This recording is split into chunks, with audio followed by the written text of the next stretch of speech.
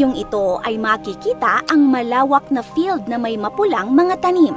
Napaka-satisfying nitong pagmasdan. Ang pulang tanim ay nagiging berde sa tuwing nadadaanan ito ng traktor. Ito ay isang tulip farm at ang pulang-pulang mga ito ay mga tulip flowers. Ang ginagawa ng farmer na ito ay tinatawag nilang topping, kung saan pinuputol nila ang mga bulaklak ng tulip. Di perfect ang specialized topping machine. May mga bulaklak pa rin na naiiwan, kaya pinuputol na lang ito ng tao manually. Sa unang tingin, siguro'y maiisip natin na nag-harvest sila ng tulip flowers na siyang binibenta sa mga flower shops. Ngunit ang totoo, ang mga naputol na mga bulaklak ay hinahayaan lamang nilang mabulok sa lupa. Makikita pa nga natin dito na dinadaganan lamang ito ng gulong. Parang ang sayang naman isipin na tinatapon lang nila ang mga napakagandang bulaklak na ito. Ngunit may dahilan po kung bakit nila ito ginagawa at malalaman natin ito mamaya. Ang bulaklak ng tulip ay may iba't ibang kulay. Kaya naman may mga farm na tila rainbow ang datingan. Sa videong ito naman ay makikita ang field na puno ng pink tulips. Nasa 7 million daw na tulips ang nasa tanimang ito. Alam nyo ba na mayroong 3,000 na variety ng tulips? May sarado ang petals. Meron ding nakabukadkad. May parang nagliliyap. Meron ding parang corona. Meron ding mala ombre. At kung merong puti, meron ding itim. At marami pang cultivated variety. Century, nagkaroon ng market crash dahil sa taas ng demand at presyo ng tulip. Ang isang bulb nito ay tumumba sa isang bahay ang halaga. Ang kaganapang ito ay tinawag na tulip mania. Kaya matatagpuan ang pinakamalawak na hardin ng tulip. Ang tulip o genus Tulipa ay native sa Central Asia at Turkey. Pamilya ito ng lily flowers at sibuyas. Ito ang itsura ng bulb ng tulip.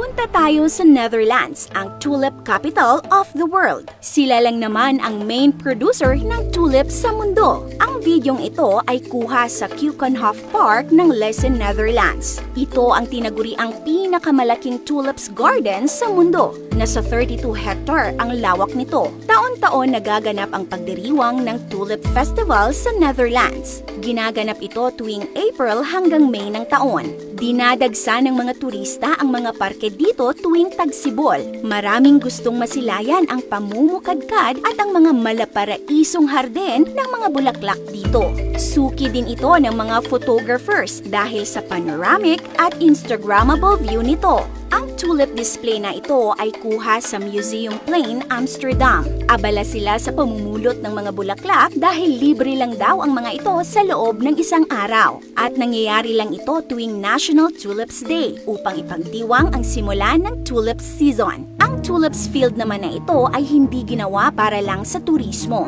Ang pangunahing produkto kasi ng farm na ito ay tulips bulbs para itong sibuyas. At ang dahilan kung bakit nila pinuputol ang mga bulaklak ay para ang malaking bahagi ng energy at nutrients ng tulips ay mapunta sa kanyang bulb instead na sa bulaklak. Nang sa ganon ay makapag-produce ito ng magandang bulb at hindi rin naman nasasayang yung mga naputol na bulaklak dahil nagsisilbi na rin itong fertilizer kapag nabulok na. Ini-export nila ang tunay-tuniladang tulip bulb sa iba't ibang panig ng mundo. At ang bumibili naman ng mga bulb ay yung mga kumpanya o mga farmers na nakafocus sa pagpuproduce ng tulip flowers. Meaning, yung pinakaprodukto at binibenta nila ay yung mismong tulip flowers instead na tulip bulb. Kapag cut tulip flower ang produkto ng farm, usually tinatanim at inaalagaan nila ito sa isang greenhouse.